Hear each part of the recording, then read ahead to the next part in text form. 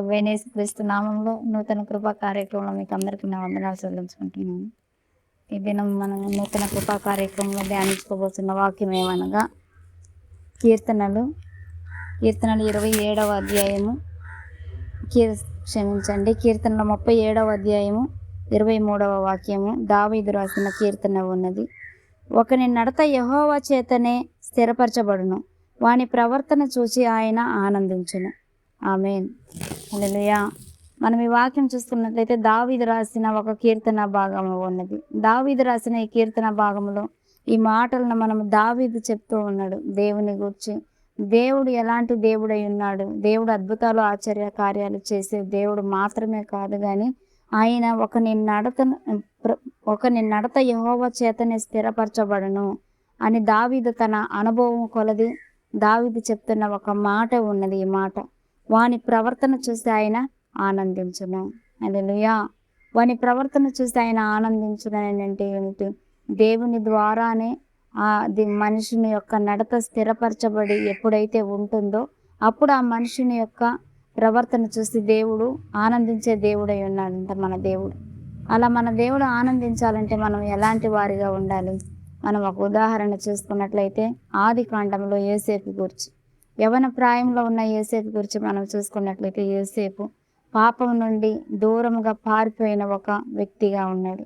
యోసేపు తనకున్న ఆ దర్శనాన్ని బట్టి తన సహోదరుల దగ్గర నుండి కానివ్వండి, తల్లిదండ్రుల దగ్గర నుండి కానివ్వండి, తండ్రి దగ్గర నుండి కానివ్వండి ద్వేషింపబడ్డాడు. తనకు దేవుడిచ్చిన దర్శనం ప్రకారము ఆ దర్శనము నెరవేర్చబడాలని దేవుని చిత్తము, దేవుడు యోసేపుని దర్శనంలో స్థిరపరచాలి అని నేను దేవుని ప్రణాళిక ఉండగా దానిని చెదరగొట్టుటకు యోసేపుకి ఇంట్లోనే శత్రువులు తయారయ్యారు. అలా మనం ఇక్కడ చూసుకున్నట్లయితే తన సహోదరులే యోసేపుకి శత్రువులుగా మారారు. ఆ సమయంలో తన తండ్రి కూడా యోసేపుని నీ సహోదరులు నేను నీకు నమస్కరించవలసి ఉన్నదా అని చెప్పి ఆయన గద్దించాడు.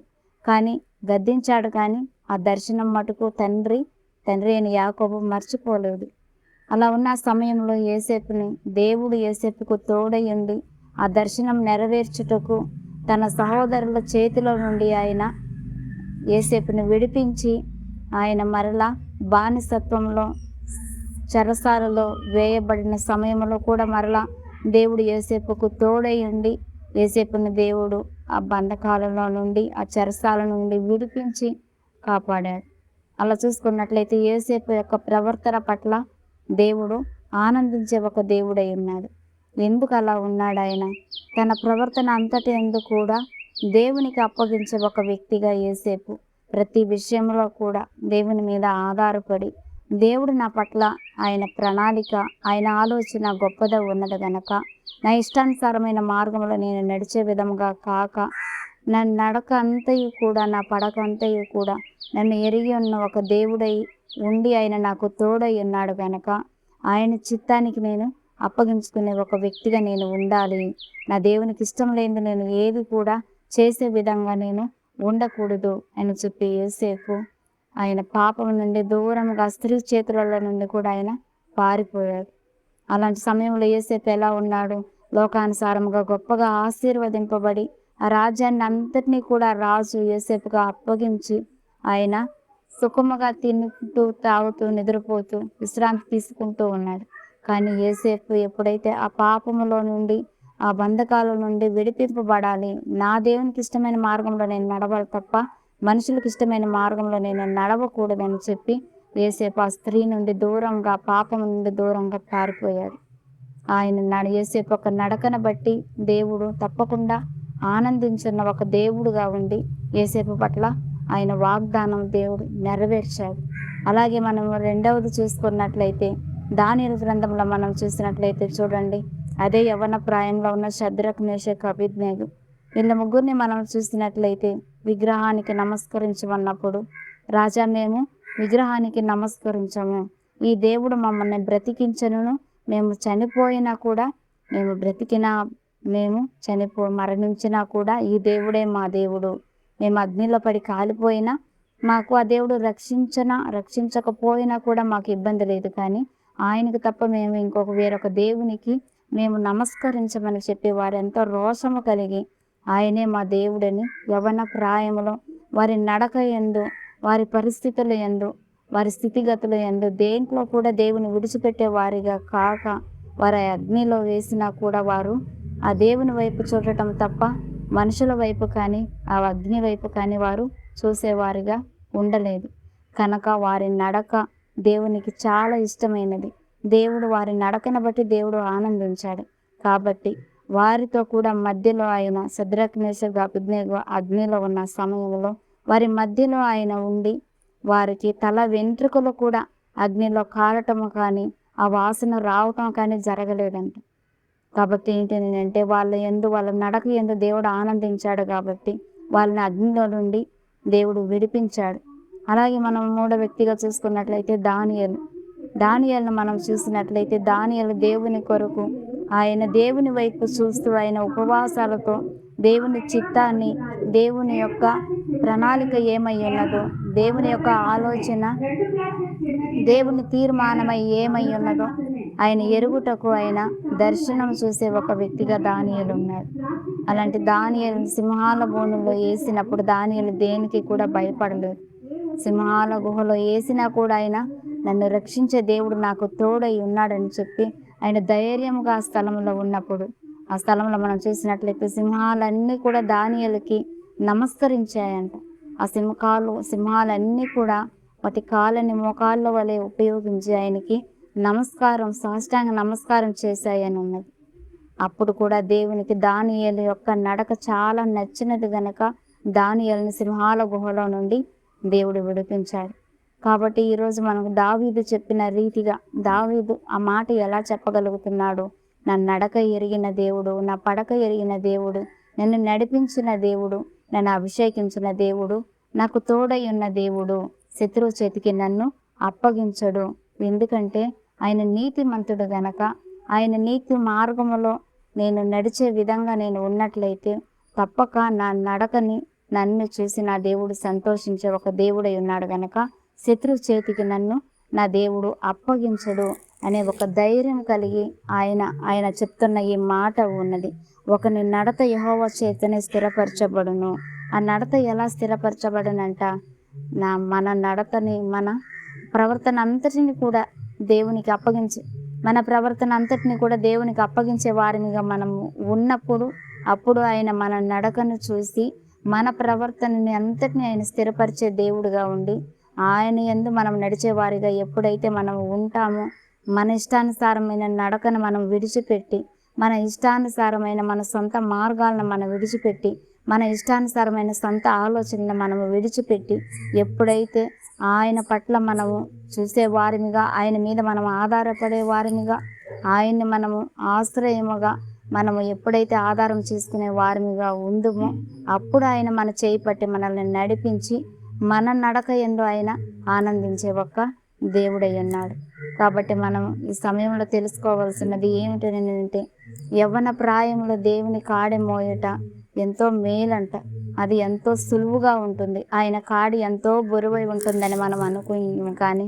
కానీ మన పాప భారమైన కాడి, మన సమస్యలనే కాడి, మన అపరాధములనే కాడి, మన అతిక్రమములనే కాడి ఎంతో బరువైనది.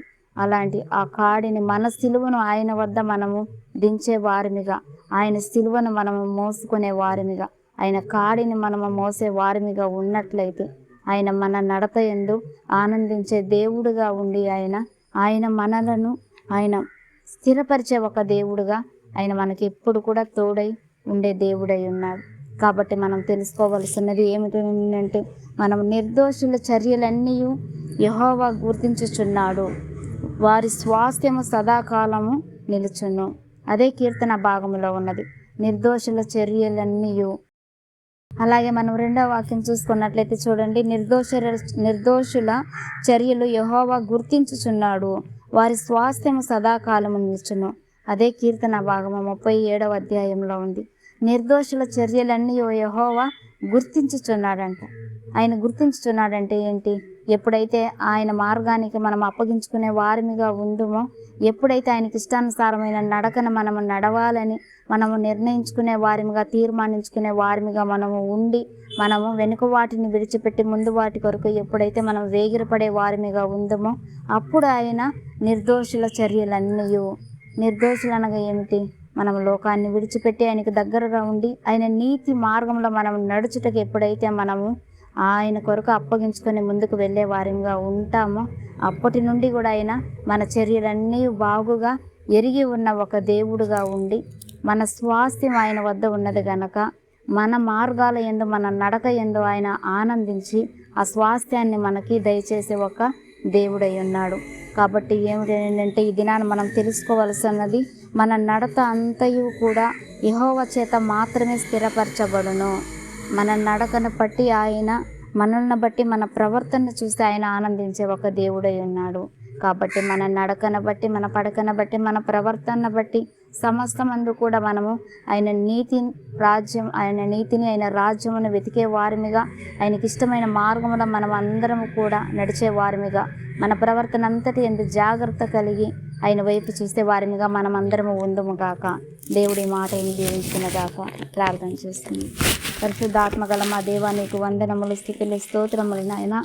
ఇది ప్రభా, వెళ్ళే సమయాన్ని నీవు మాతో మాట్లాడిన ప్రతి ఒక్క మాట కొరకు నీకు వందనాలయ్యా. నిర్దోషుల చర్యలన్నీ బాగుగా ఎరిగి ఉన్న దేవుడుగా నీవు ఉండి స్వామి. మా నడతలన్నీ నాయన స్తోత్రము స్వామి. అయ్యా, నీవు స్థిరపరిచే దేవుడుగా ఉండి ప్రభువా, మా ప్రవర్తన అంతటి ఎందునైనా నీవు ఆనందించే దేవుడుగా ఉండి ప్రభువా స్తోత్రము స్వామి.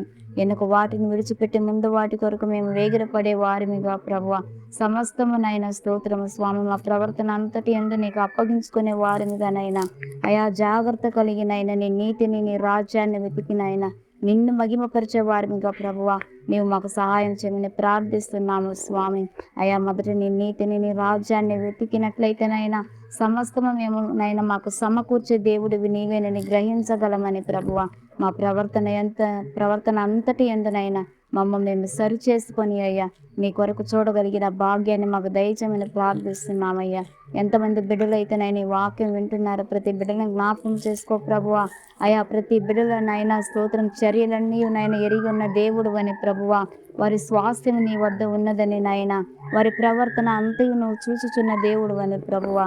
అయా నీకు ఇష్టమైన ప్రవర్తనగా నాయన, నీకు ఇష్టమైన క్రియలు, నీకు ఇష్టమైన చర్యలు జరిపించే బిడ్డలుగా ఉండి నాయన, వారికి నీవు ఉంచిన నాయన స్వాస్థ్యాన్ని పొందుకునే రీతిగా ప్రతి బిడ్డల్ని జ్ఞాపకం చేసుకోమని నాయన, ప్రతి బిడ్డల్ని ఆశీర్వదించి దీవించమని తండ్రి, ప్రతి బిడ్డలకు నీవు తోడై ఉండి నడిపించి నాయన, నీ నీతిని, నీ రాజ్యాన్ని వెతికి నాయన, ఈ లోకమనే స్వాస్థ్యాన్ని నాయన అయా సమకూర్చుకునే వారిగా కాకయ్యా మా కొరకు నీవు దాచి ఉంచి ఉన్న నాయన పరలోకములో ఆ స్వాస్థ్యాన్ని పొందుకునే వారిగా ప్రభువ నీవు మాకందరికీ సహాయం చేయమని, అయా శద్రక్ మేషక్ అబేద్నెగో వలెనైనా అగ్నిలో పడి ప్రభువా స్తోత్రమయ్య ఆత్మలో కాలిపోకమునిపే నాయన బిడ్డలకు నాయన స్తోత్రం నీవు విడిపించమని ప్రార్థిస్తున్నానయ్యా. దానియేలు వలె లోకమనే అయా సింహాల నోళ్లలో నుండి నాయన అయా బిడ్డలను తప్పించమని ప్రార్థిస్తున్నాను స్వామి.